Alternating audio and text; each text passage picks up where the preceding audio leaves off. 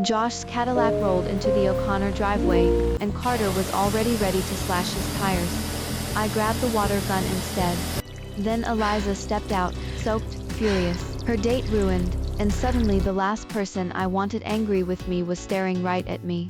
Carter shot me the evil smirk I'd seen many times before and nodded. Better than that.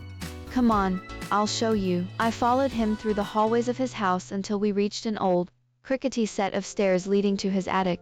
There were boxes and boxes of our prank supplies, ranging from water guns to chocolate sauce, and it gave us a lot of privacy too, since no one else in Carter's family ever went up there. Dude, I opened one of the less dusty cardboard boxes. Is this it? I held up the biggest super soaker I had ever seen in my life. It was easily 1.5 feet long, and the tank looked like it could hold about a liter. You know how much water power we can get with this thing? A lot. Carter grinned back at me. More than enough. Way more. I nodded in agreement. 30 minutes later, we were standing inside Eliza's sunshine yellow room. With all of our equipment, we were going to put a transmission box on her radio, so every 3 minutes the station changed. We also rewired her computer monitor, so every time she clicked with her mouse, the screen would change colors. But my favorite one was the alarm clock we'd stored under her bed. We'd set it to play Lady Antebellum's Just a Kiss at 3 o'clock in the morning, and we'd hooked it up to Carter's new water gun, so if she tried to pull it out from underneath her bed she'd get drenched. This isn't too mean, is it? I asked Carter when everything was set up. I mean, come 3 o'clock this morning, she's going to murder both of us. Carter shook his head. Nah. She's been having these really bad dreams lately. This is the perfect thing to restart her system. I considered this, and then decided to agree with him. This is going to be epic. Yeah, dude. He grinned. You know, I bought 2 more super soakers when I got that one. What you say?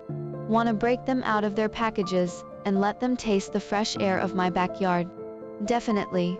Those guns need us. Last one outside is a rotten egg, he yelled and tore off. I ran after him and we dashed through his house to get to the stone patio. When we reached the grassy yard, Carter and I kicked off our shoes and socks. He hadn't closed his pool for the year yet, and there was a good chance we would end up in the water. Neither of us cared if our shirts and jeans got wet, but shoes take forever to dry. After our tanks were all filled up, Carter and I proceeded to have the most legit water fight known to man.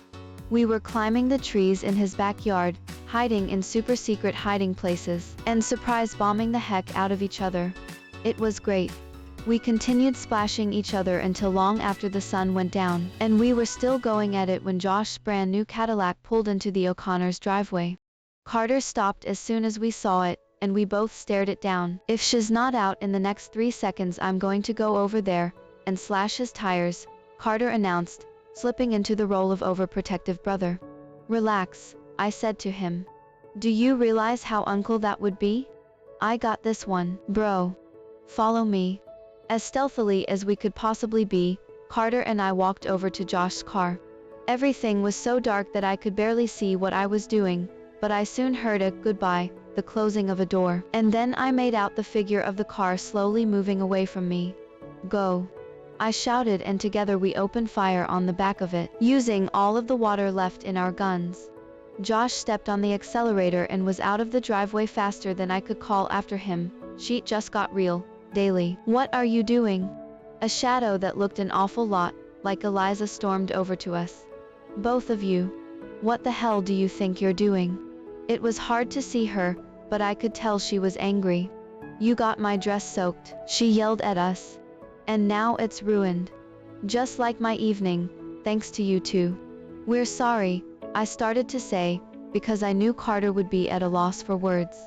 It was an accident, Nick McGuire. Eliza cut me off. I don't want to hear it. Not another word from either of you. Just go away.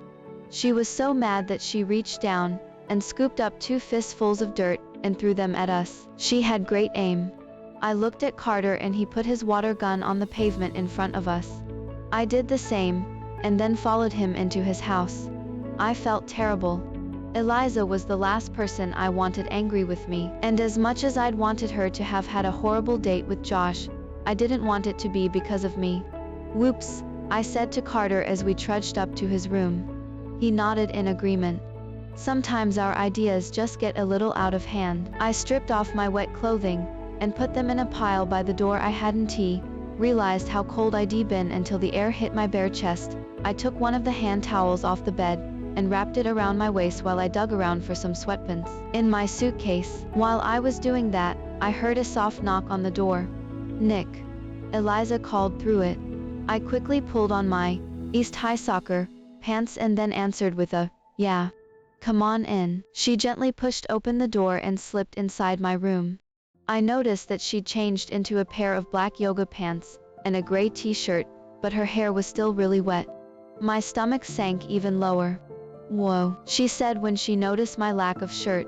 "Sorry," I said, pulling the towel around my shoulders so it hung over my chest and she wouldn't feel uncomfortable. "And I'm sorry about earlier," I told her.